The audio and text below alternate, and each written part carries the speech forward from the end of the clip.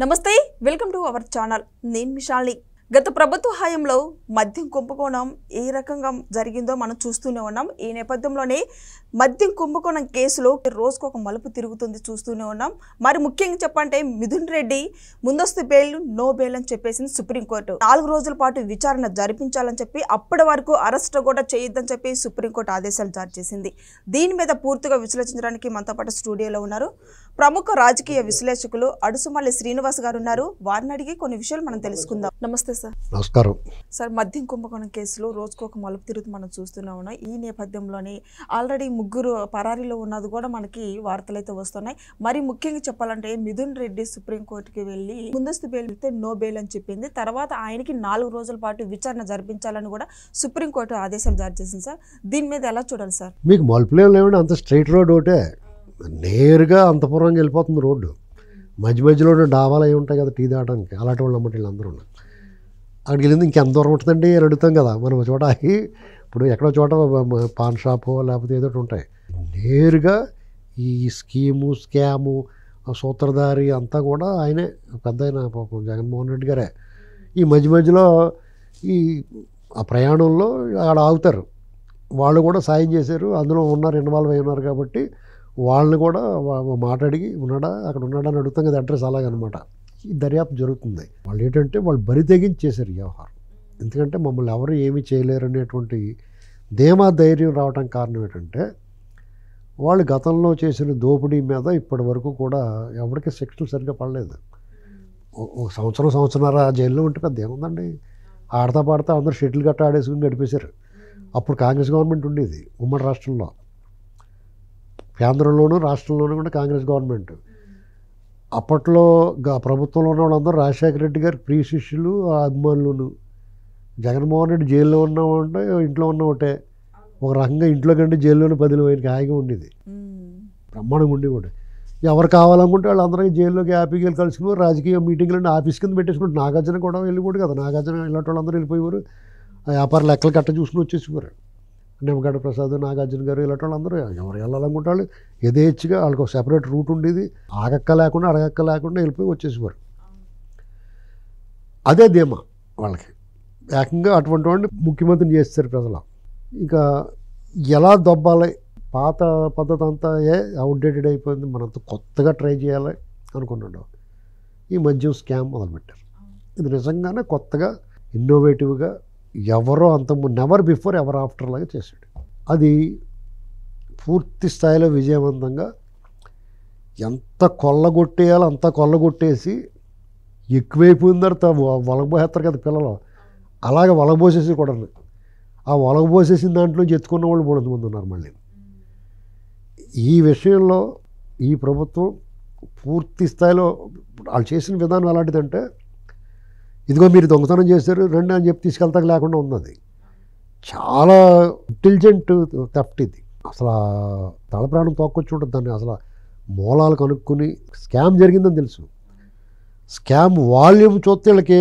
మూర్చొచ్చేసి ఉంటుంది ఆ వాల్యూమ్ 3,000 కోట్లు 2,000 కోట్లు 5,000 కోట్లు 10,000 కోట్లు అంటే కాదు లక్షల్లో ఆ డబ్బు అంతా ఏం చేసి ఉంటారో అనేటువంటి అంత క్యాష్ అండ్ క్యారీ అంత క్యాష్ తీసుకున్నారు ఇప్పుడు టకాలమని కంప్యూటర్లోని ఈ అమౌంట్లు ట్రాన్స్ఫర్ చేసేయటం వేరు అది పెద్ద నొప్పే ఉంది చేతులతో నొక్కేస్తారు ఇన్ని వేల లక్షల కోట్లనే వెళ్ళిపోద్ది ఎంత డబ్బు ఈ లిక్విడ్ క్యాష్ని వీళ్ళు ఎలాగ హ్యాండిల్ చేశారు అసలు ఏం చేశారు అది సమస్య ఇప్పుడు వీళ్ళందరూ దర్యాప్తులో అది జరుగుతుంది వీడు దొబ్బేసాడు దొబ్బుతానికి వీడు సహకరించాడు వీడు కూడా దొంగతనంలో ఉన్నాడు అనేటువంటి అంత క్లారిటీ ఉంది క్లియర్గా పిక్చర్ ఇదంతా ఏం చేశారురా బాబు అని అడుగుతున్నారు వాళ్ళు ఎలా చేశారురా బాబు ఈ డబ్బంతా ఎలా పట్టుకెళ్ళారు మీరు ఎలా మోసుకెళ్ళారు ఎంతమందిని పెట్టారు ఎలా కంటైనర్లా లేకపోతే దాంట్లో కొంతమంది గోల్డ్ కింద మార్చామండి లేకపోతే దాన్ని ఒక చోట పాత్ర వేసామండి ఇలాగే రకరకాలుగా వస్తున్నాయి బయటికి తవ్వుతున్నారు తవ్వి కొలిది బయటకు వస్తుంది ఈ క్రమంలో ఎవరెవరు ఉన్నారు అనేటువంటిది మనం అందరం ఏమనుకున్నాం మిథున్ రెడ్డి సీన్ మనకు తెలియదు చాలామందికి అతను కూడా సడన్గా అలా వచ్చాడు తెర మీదకి దేశోద్ధారకుల సినిమాలో లాస్ట్లో మాస్క్ తీసుకుని వస్తాడు విలన్ అలాగా విజయసాయి రెడ్డి అలా పాపం అట్లా లేకపోయినా కానీ ఉన్నాడు అనుకుంటాం మనం అక్కడ ఓటం అలాంటిది ఆ దొంగతనాల్లో అతను సహనిందితుడు కదా జగన్మోహన్ రెడ్డి నేరాల్లో అతను కూడా భాగస్వామి కాబట్టి ఇతను ఇందులో లేకపోయినా కానీ మనం అందరం ఇతను ఉన్నాడు అనుకుంటాం, కానీ ఉన్నాడు అతను కూడా. మనందరి దృష్టి ఎవరి మీద ఉంటుంది? విజయసాయి రెడ్డి మీద ఉంటుంది, జగన్ మీద ఉంటుంది. కానీ ఈ లోపల రాజకేశ్ రెడ్డి, కృష్ణమోహన్ రెడ్డి, ధనంజయ రెడ్డి, సజ్జల రామకృష్ణ రెడ్డి, ఇలా చాలా రెడ్డిలు ఉన్నారు అక్కడ, అందరూ దూరిపోయి ఉన్నారు అక్కడంతా.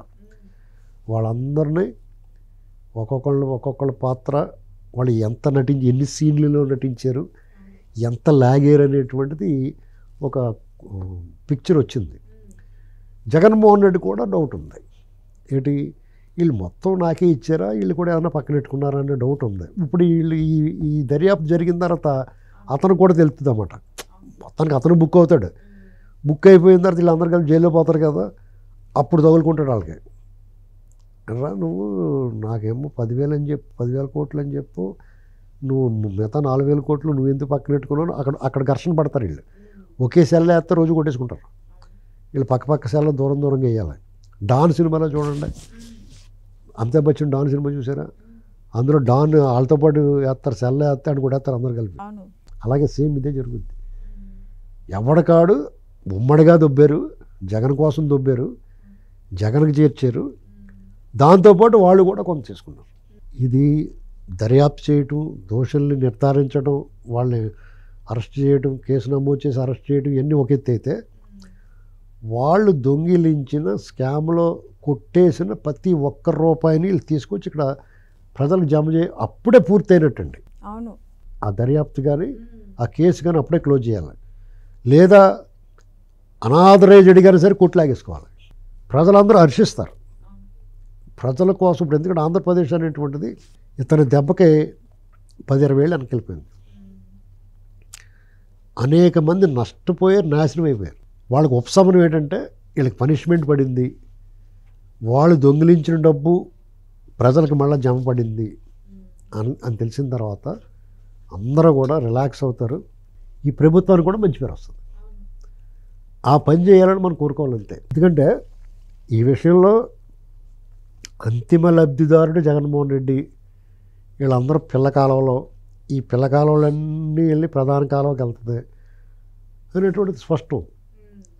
దీని వెనకాల అంతపురమే ఉంటుంది. సజ్జల రామకృష్ణారెడ్డి కూడా ఓటా ఉందని చెప్పాలి వీళ్ళు. ఎందుకంటే అతను లేకుండా అతను పక్కనెట్టి లేవని చేయలేరు. ఎందుకంటే అతను మొత్తం జగన్మోహన్ రెడ్డి మౌత్ పీస్ అతనే కదా.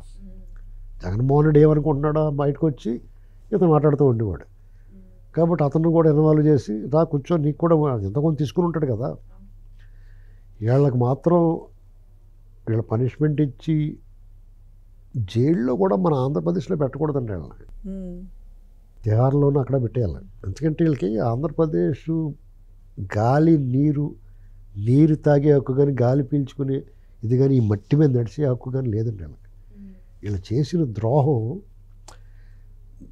అడవిలో క్రూర మృగం కూడా తన ఆహారం కోసం వేటాడి తన కడుపు నిండిన తర్వాత వదిలేసిపోద్ది. వీళ్ళు అలా కాదండి, తిని తిని తిని తిని తిని తిని పోగేసి అసలు వీడు ఎన్నాళ్ళు పొగుతాడు మనిషి, వీడికి ఎంత కావాలి, ఎంతమంది కడుపులు కొట్టారు, ఎన్ని తాళులు తెగిపోయినాయి, ఎన్ని కుటుంబాలు అనాథలైపోయినాయి, ఎన్ని రోడ్డుని పడిపోయారు అంతమంది. యువత భవిష్యత్తు ఏమైపోయింది, ఏమాత్రం ఆలోచన కూడా లేకుండా ఈ రకంగా చేసినందుకు వాళ్ళకి ప్రకృతి శిక్షించాలి, చట్టము శిక్షించాలి, ప్రజలు ఆల్రెడీ శిక్షించారు, ఇంకా మిగతా 2 మిగిలి ఉన్నాయి. అయితే మరి ముఖ్యంగా మిథున్ రెడ్డి 4 రోజుల పాటు విచారణ జరపాలని హైకోర్టు ఆదేశిస్తే, మరి విచారణ జరిగిన తర్వాత ఆయన ఏ విషయాలు చెప్తారంటే, ఎవరి పేరు చెప్తారంటే ఏం చెప్తారు సార్? నాకు తెలియదు, గుర్తులేదు, మర్చిపోయి ఉంటాడు, నాకు సంబంధం లేదంటాడు, ఇదంతా రాజకీయ ప్రేరేపితం అంటాడు. వాళ్ళు అలాగే మాట్లాడతారు. దానికి భిన్నంగా మాట్లాడితే నువ్వు ఆశ్చర్యపోవాలి, మనకు మూర్ఛ కూడా వస్తుంది. వాళ్ళు అలాగే మాట్లాడతారు ఎప్పుడు కూడా. మేము తప్పు మామూలుగా దొంగోడు కూడా నేను చేశానని ఒప్పుకోడు. వీళ్ళు అంతకన్నా పెద్ద గజ దొంగలు వీళ్ళు ఎందుకు ఒప్పుకుంటారు? పైగా వీళ్ళు చట్టసభల్లో సభ్యులు, వీళ్ళు కొన్ని ప్రివిలేజెస్ ఉంటాయి, రాజ్యాంగ రక్షణలు ఉంటాయి, పైగా ఆల్రెడీ మనం చిల్లర ఉంది, ఆళ్ళకి పాడేసింది ఉంటుంది. కాబట్టి వాళ్ళకి మరి వీళ్ళు ఏ రకంగా వాళ్ళ చేత ఒప్పిస్తారో, లేకపోతే వీళ్ళ కొల్లగొట్టేసింది, వీడు ఎక్కడ దాచింది, ఇతను ఏ రకంగా చేరింది, ఇప్పుడు ఆల్రెడీ దొరికిన వాళ్ళు ఉంటారు కదా, వాళ్ళు చెప్తారు ఇలాగ పక్కన ఆ ఇంట్లో తలుపు పక్కన పెట్టేవాడిని మూట అన్నారు అనుకో, అప్పుడు అలాంటి రుజువులు చూపిస్తే నోరు మూసుకుని ఒప్పుకుంటాను. Thank you sir.